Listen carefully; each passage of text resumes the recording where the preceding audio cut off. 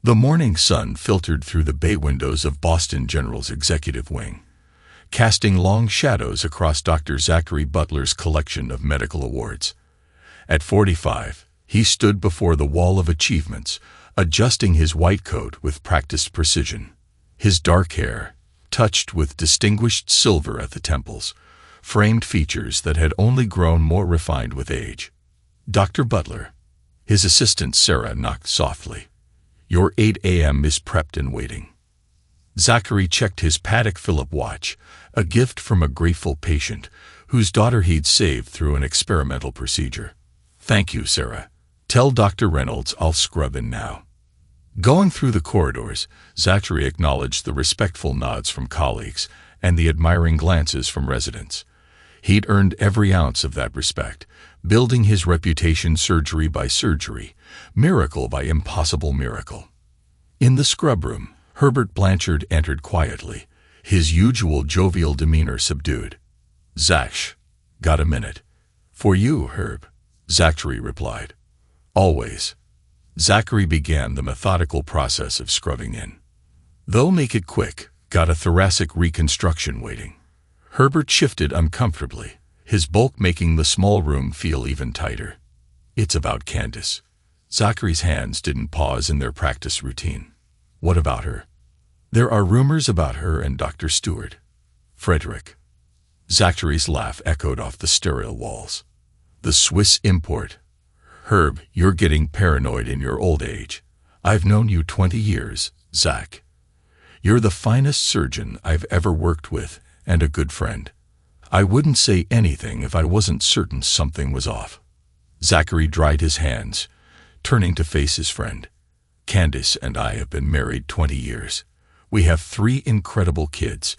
She's busy managing their academic careers at Phillips, organizing charity galas, and maintaining our social obligations. When would she have time for an affair?" Candace's expression remained grave. "Just keep your eyes open, Zach. Please."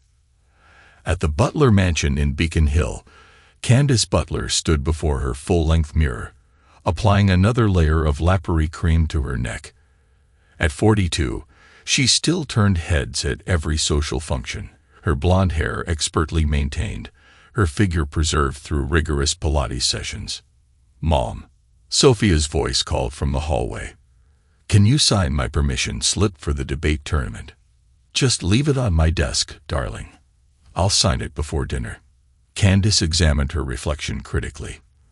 The new Swiss anti-aging treatments Frederick recommended were working wonders.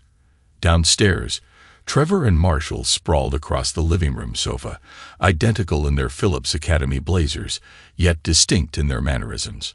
Trevor scrolled through college applications, while Marshall focused on his calculus homework. "Think Dad will make it to dinner this time?" Trevor asked, not looking up from his laptop.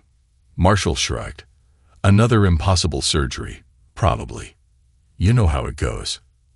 "At least he makes time for our lacrosse games," Sophia added, descending the stairs. Unlike some people's parents, Candace emerged from her room, phone in hand. "Your father works very hard to give us this life. Now, who's ready for dinner? I made reservations at Sorellina." "Can't," Trevor replied.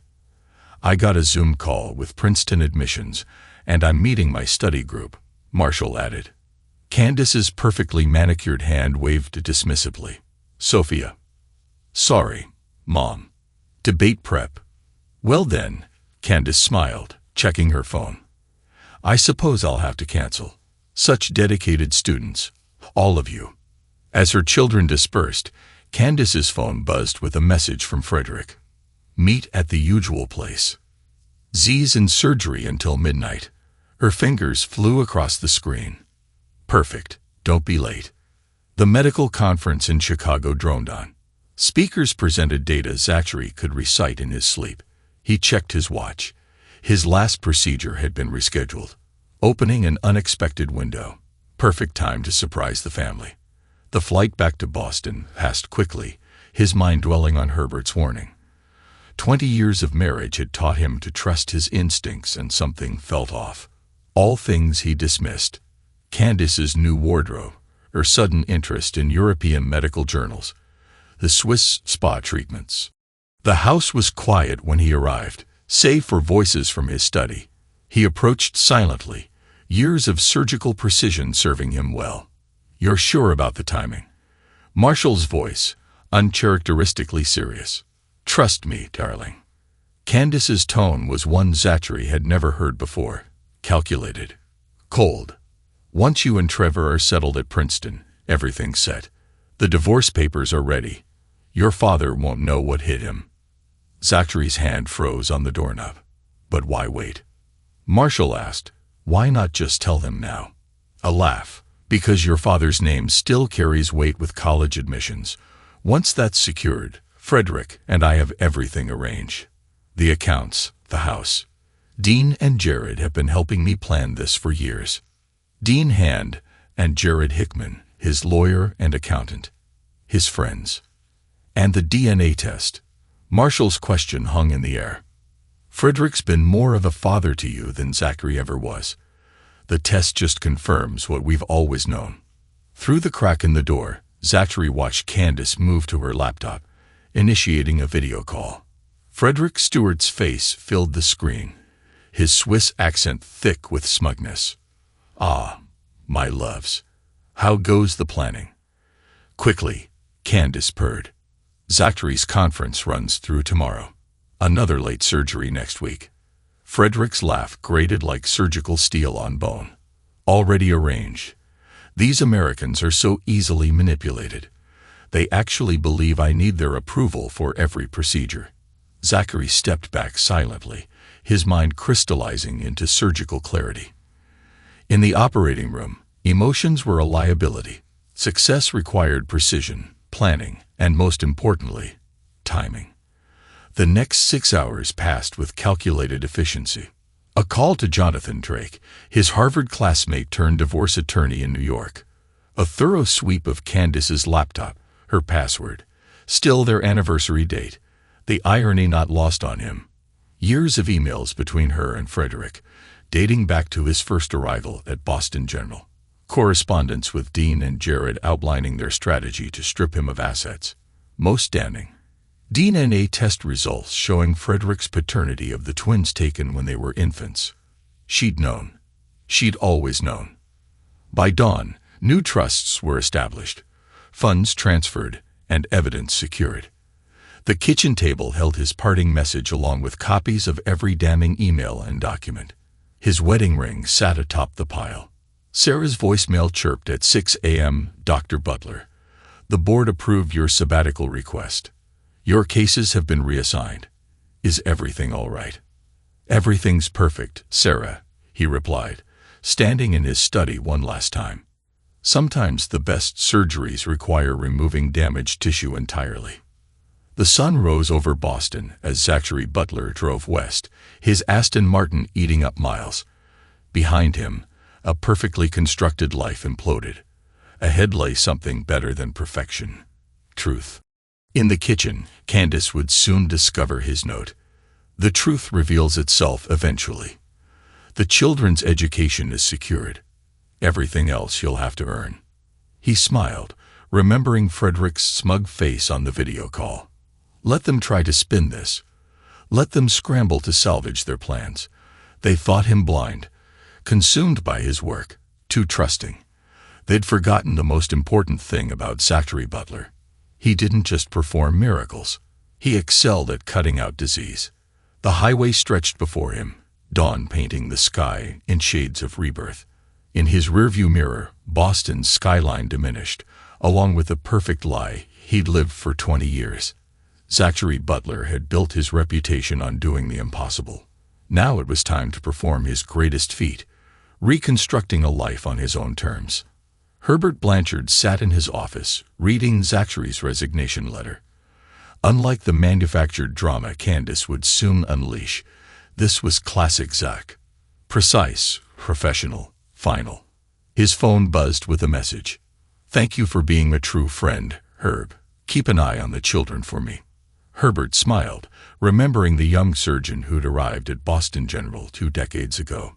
They thought they'd break him. Instead, they'd freed him.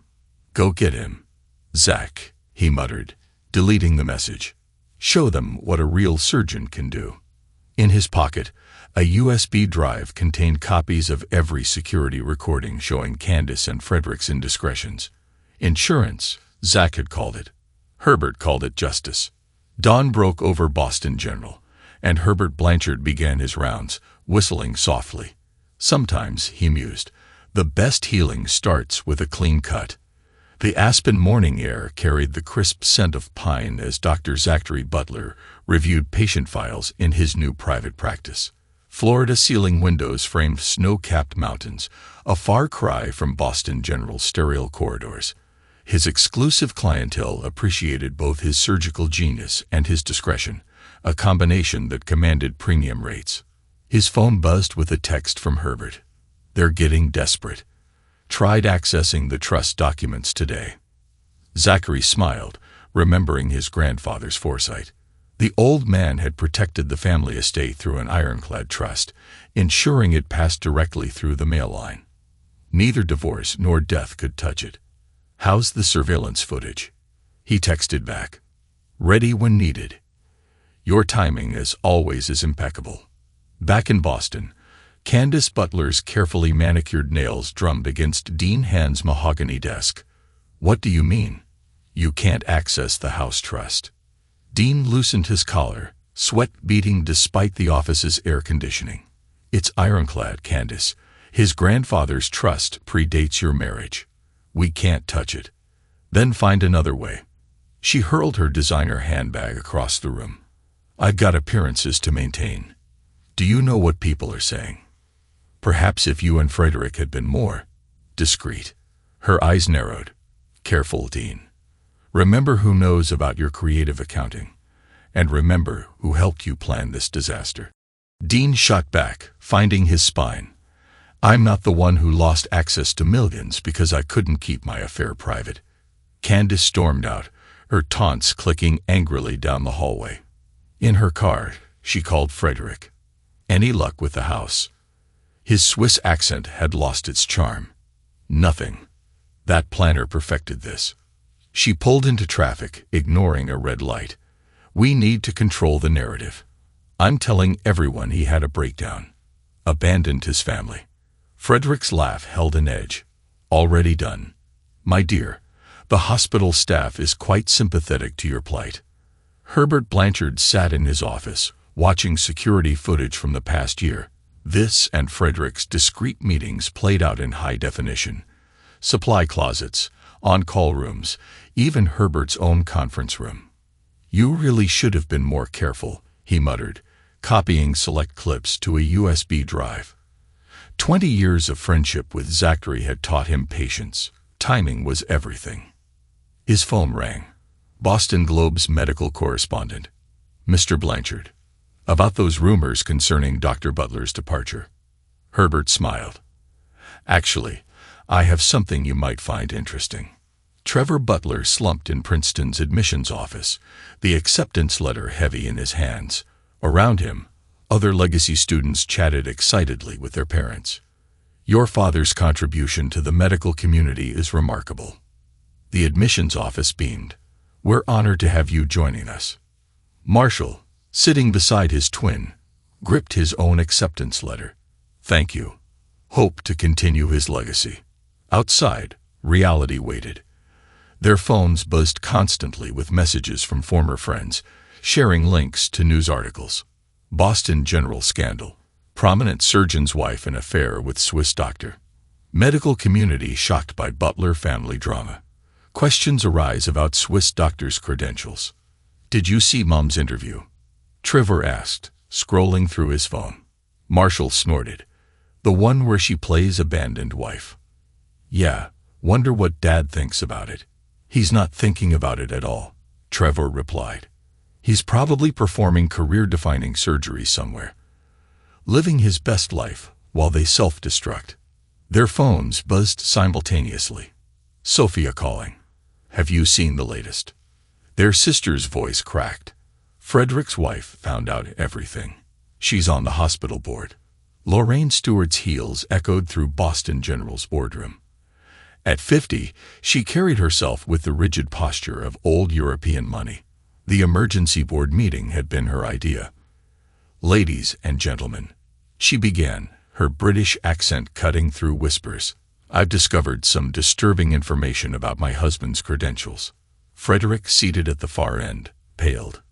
"Darling, perhaps we should discuss this privately, like you discussed draining our accounts privately." She smiled, all teeth. "No, I think the board needs to hear about your creative history in Switzerland." She distributed folders to each member.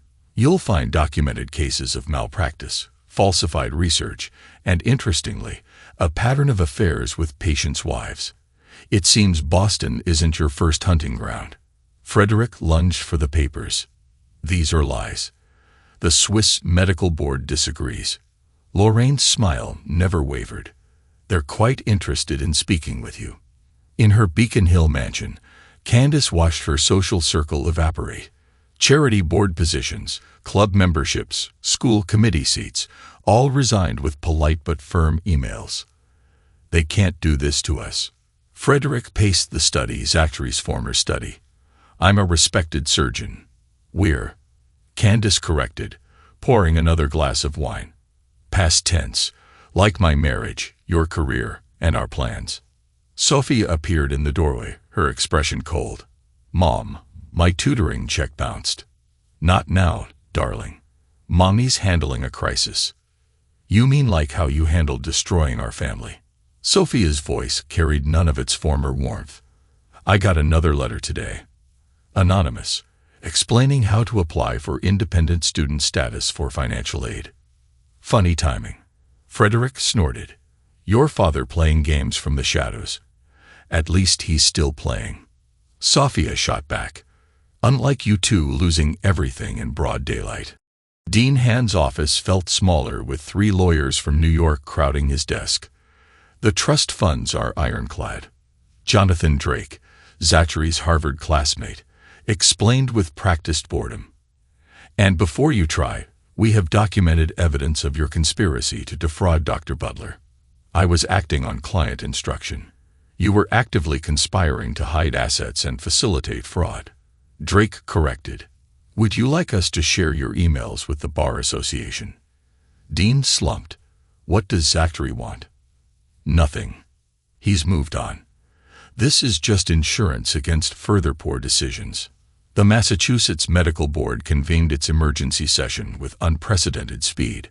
Frederick sat before them in his normally immaculate appearance showing cracks. "Dr. Stewart," the chairman began, "we've received concerning evidence about your practice in Switzerland. Care to explain these cases?" Frederick straightened his tie. "A competitor's smear campaign from your own former hospital." The chairman shuffled papers. "They're quite detailed, particularly the Jensen case. The patient died because you were otherwise occupied with his wife." "This is ridiculous. I demand." The chairman cut in. "Your privileges are suspended pending investigation. Security will escort you out." In the hallway, Herbert watched Frederick's walk of shame. His phone buzzed with a text from an unlisted number. "Well played, old friend." Herbert deleted the message, smiling. Sometimes Carmen needed a little help. Sophia sat in her room, reading the latest anonymous letter. Unlike her mother's dramatic displays of suffering for the cameras, these words carried real weight. "Your worth isn't measured by other people's mistakes. Focus on your future. It's brighter than you know. When you're ready for college, the path will be clear. Trust yourself." She traced the familiar handwriting, so similar to the signatures on years of school permission slips. Outside, she heard her mother arguing with Frederick about dwindling funds and mounting legal fees. Her phone lit up with a text from Trevor. "Princeton's amazing. You should see the premed program. Dad would love it." Another from Marshall followed. "Got my research grant. Anonymous donor. 3 guesses who?" Sophia smiled, tucking the letter into her growing collection. Their father hadn't abandoned them. He'd simply changed how he showed up. In his Aspen office, Zachary reviewed the latest reports from Boston. Herbert kept him well informed, though he never acknowledged it directly.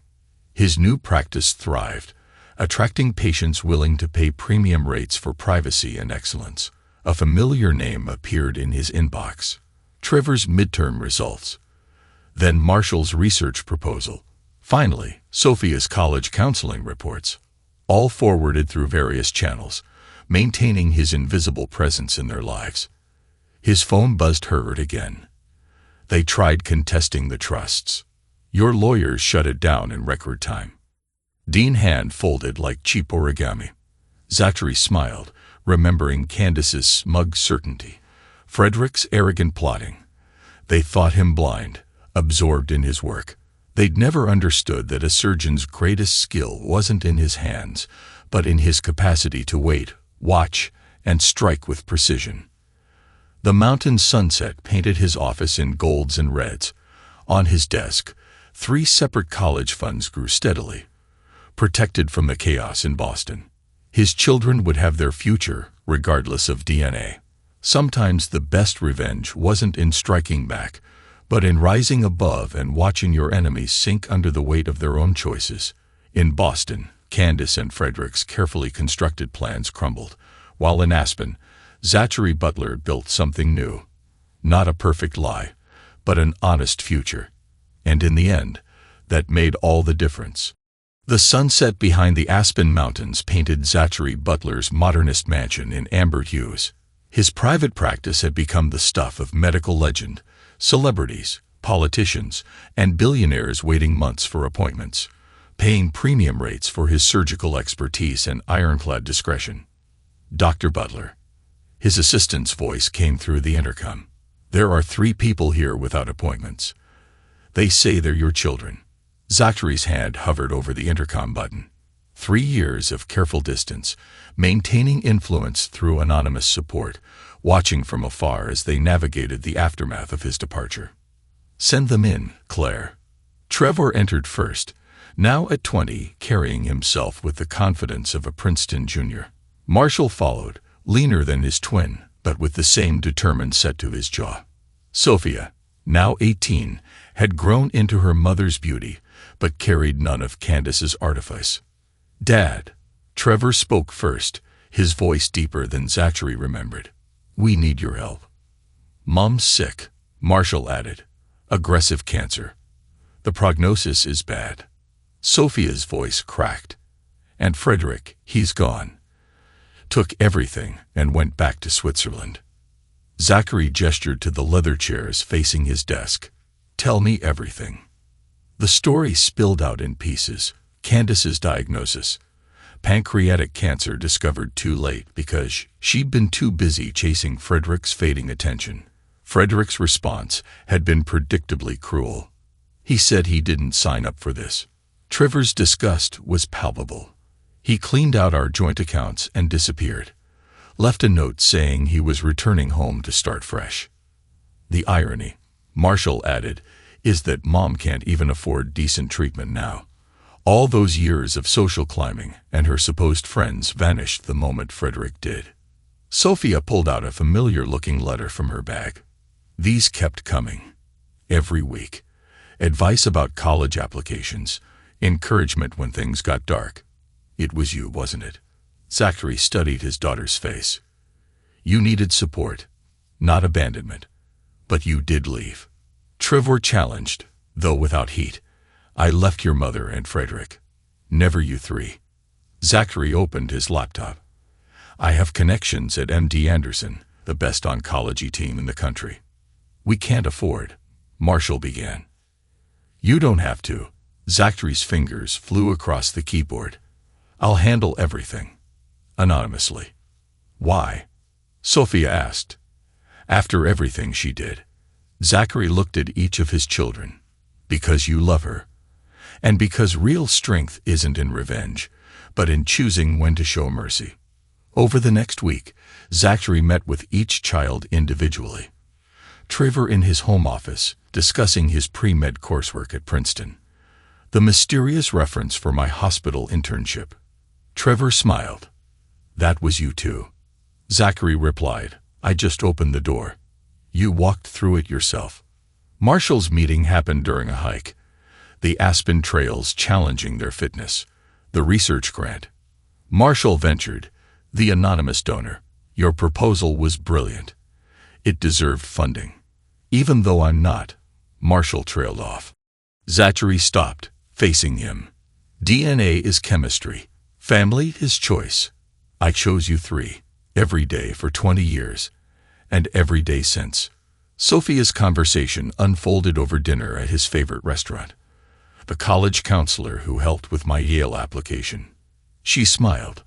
Another of your guardian angel moments. You needed guidance, not interference. There's a difference. Mom never understood that, Sophia said quietly. Everything was about control with her. And Frederick, he just wanted trophies to display. At MD Anderson, Candace Butler received treatment in a private suite, never knowing who had arranged it. Her children visited daily, watching her fade despite the best care money could buy. Did you tell your father? She asked them one day, her voice thin. He knows, Trevor answered simply. She laughed weakly, always 2 steps ahead. Your father. Even when I thought I was so clever. You weren't, Sophia said flatly. Clever would have been appreciating what you had. Candace turned to the window. No, I suppose I wasn't. 6 months later, Candace passed away with only her children present. Frederick's condolence email arrived hours later, cold and formal. My deepest sympathies for your loss. Unfortunately, my new obligations in Switzerland prevent my attendance at any services. I trust you understand. New obligations. Trevor read from his phone. That's what he's calling his new family. Marshall snorted. At least he's consistent in his betrayals. Zachary stood in the doorway of the hospital room, watching his children process their grief. They'd asked him to come, not for Candace, but for them. Time moved forward as it always does. Trevor and Marshall's graduation approached, their achievements at Princeton surpassing expectations. Zachary sat in the audience, Sophia beside him, watching his sons receive their diplomas. Butler. Marshall Alexander. The dean announced. Butler. Trevor James.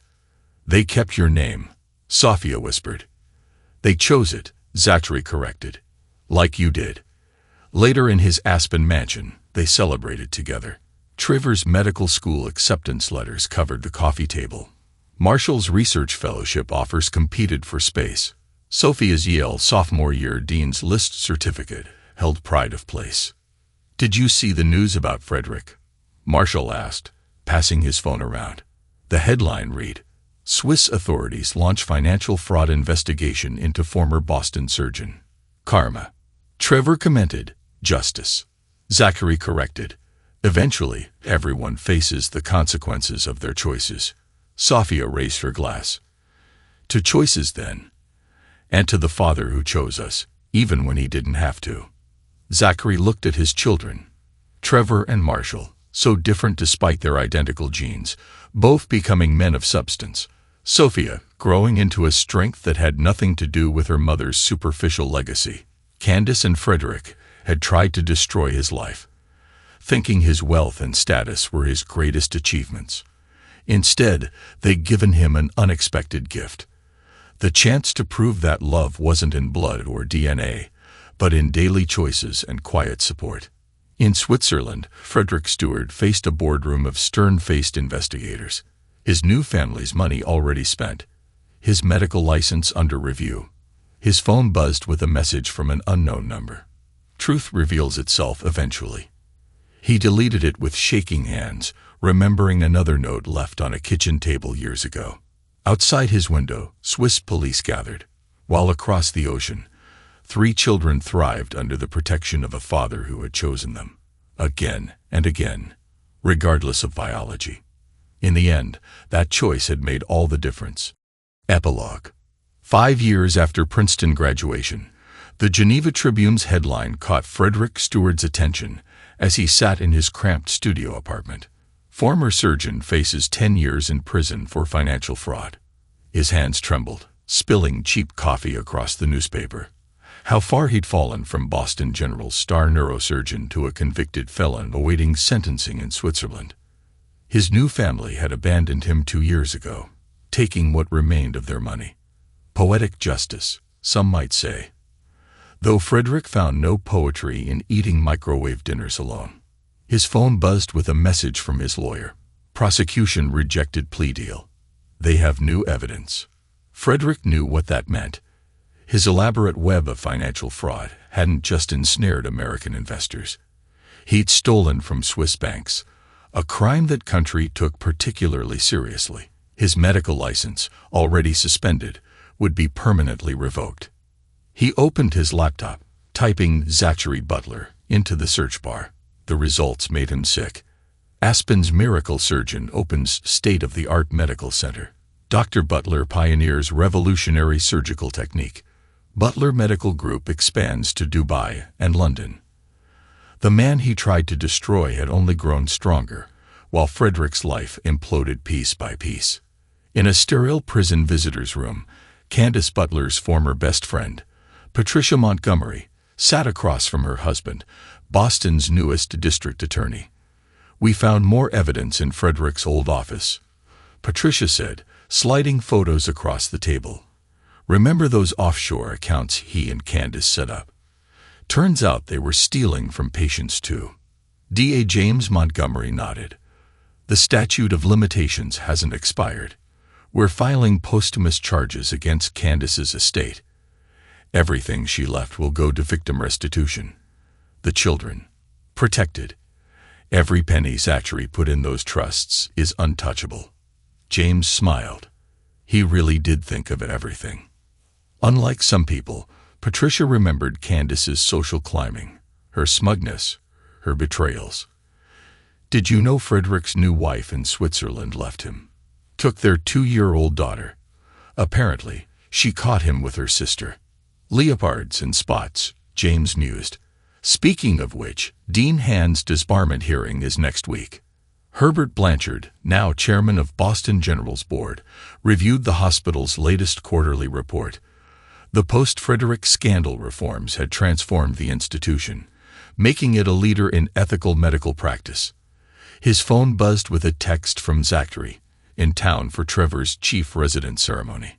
Dinner. In his corner office, Herbert smiled at the framed photo on his wall. Zachary and his children at the Butler Medical Group's opening gala. The media had loved that story.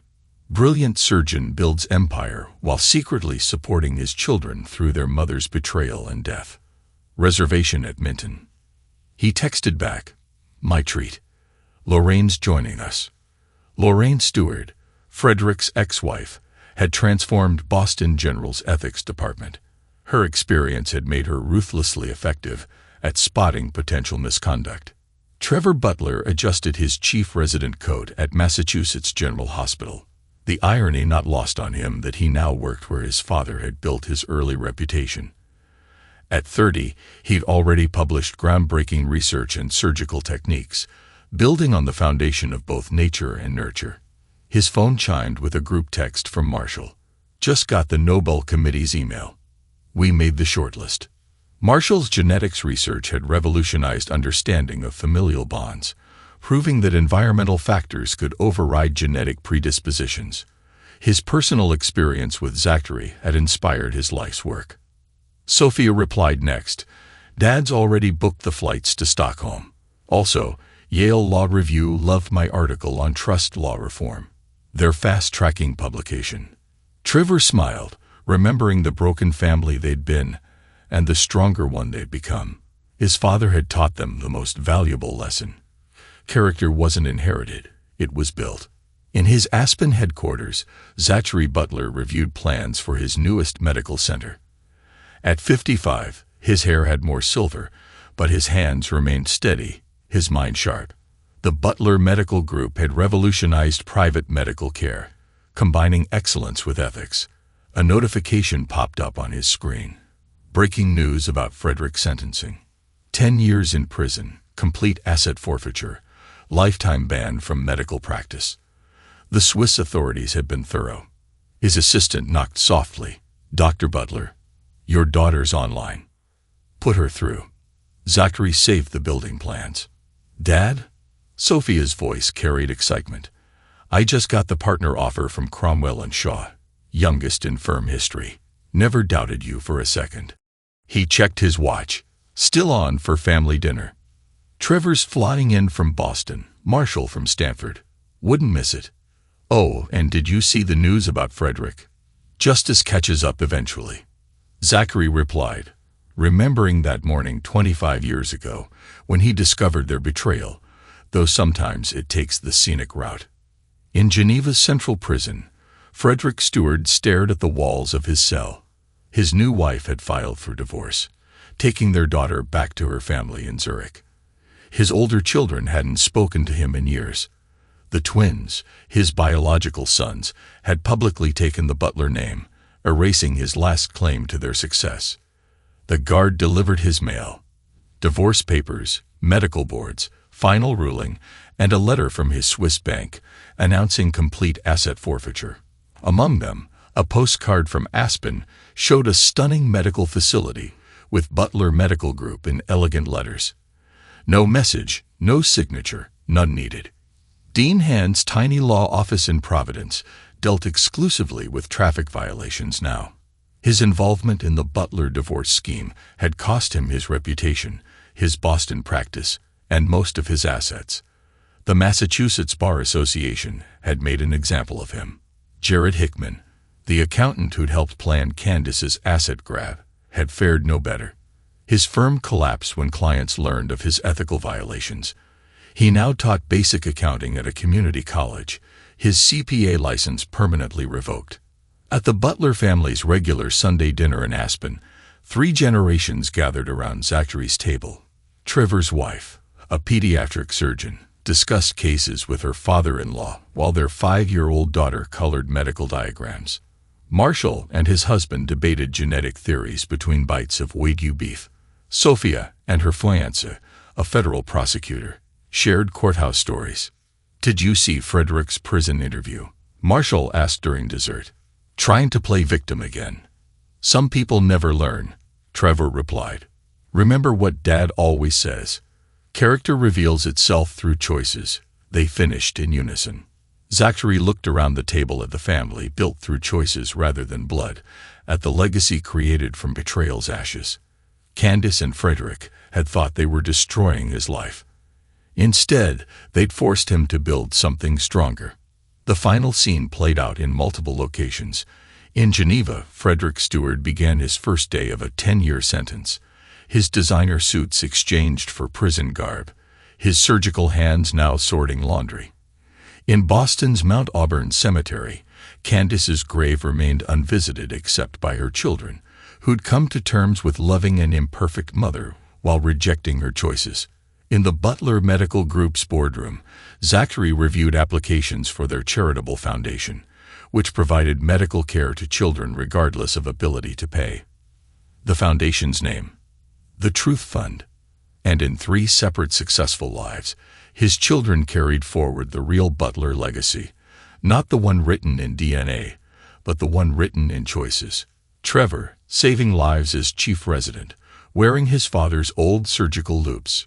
Marshall, unraveling genetic mysteries while proving family transcended DNA. Sophia, defending truth through law. Her Yale Law Review article now required reading in ethics courses.